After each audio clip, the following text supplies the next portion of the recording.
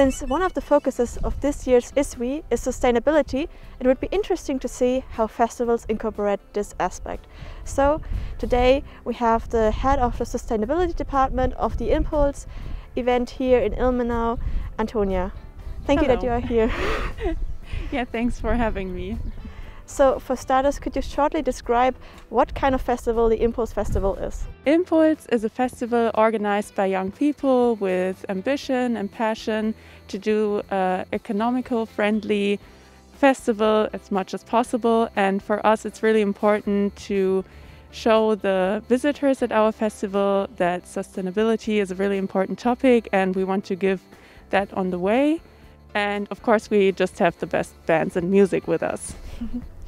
So how did the idea first arise to do a sustainable festival? Our founders of the Impulse, they wanted to bring some fresh air into the landscape of events in Thüringen, and they want to establish the festival. And of course sustainability is a very important topic for our generation and I think for everyone else too.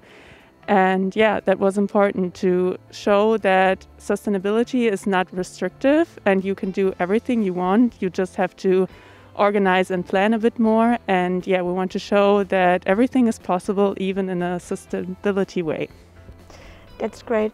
So as I already said, you're the head of the department for sustainability. What exactly are your tasks?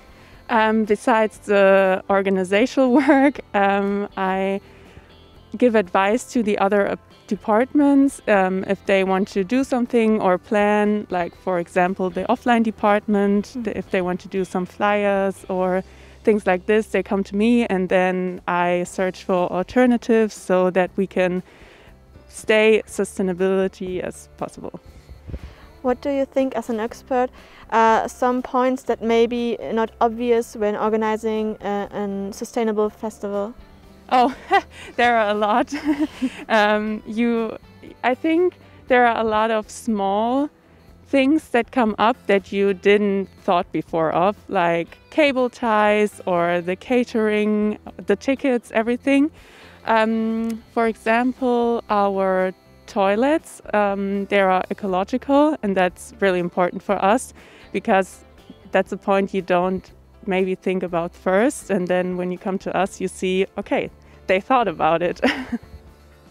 So for other aspects you of course also have bands. What are your criteria for them?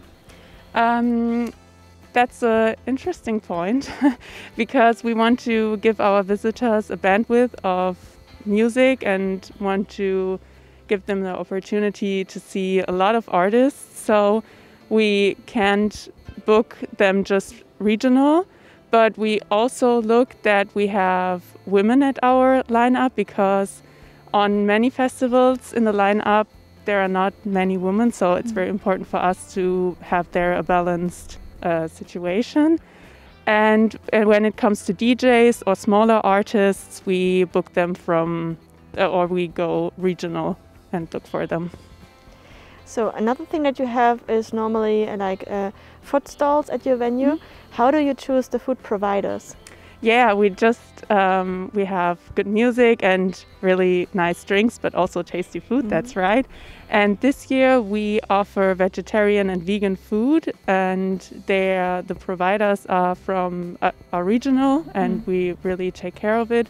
And for us it's really important to speak before with them that they don't use any plastic or things like this. So that's really important for us and we look there for too. As you already said, like plastics and stuff, at festivals there's also normally a lot of waste. How do you deal with that? Yeah, waste is a problem. On our festival itself we have a strict waste separation system and we really take care of it and look for it. And we try to produce less waste as possible before. So yeah, we give our best. There's always something you can do better, but we really try, like not using plastic. For example, we have reusable cups. So yeah, we always look for alternatives there. So I mean, you are a sustainable festival, but are there other festivals like you, and do you have contact with each other? Yeah, I think through the pandemic now, through the corona pandemic, there was really an upswing. I have the feeling that everyone is trying to help each other, everyone is really open and friendly and give advice. And we are in close contact with a festival in Lüneburg, and we stay in touch with them and change ideas. And yeah, they take care of sustainability too. So for us, it's really nice to talk with other festivals through the situation. I can imagine that not being alone is better this times. Yeah. Yeah, this year, as I already said, it's a bit different overall. So what exactly are your plans? Yeah, we try to organize the festival, and we really hope that we can celebrate it all together then. Really important for us, there are a lot of changes, of course, but really important for us are the Corona clauses in every contract we sign or we set up, so that there is so that we don't have to be afraid of it.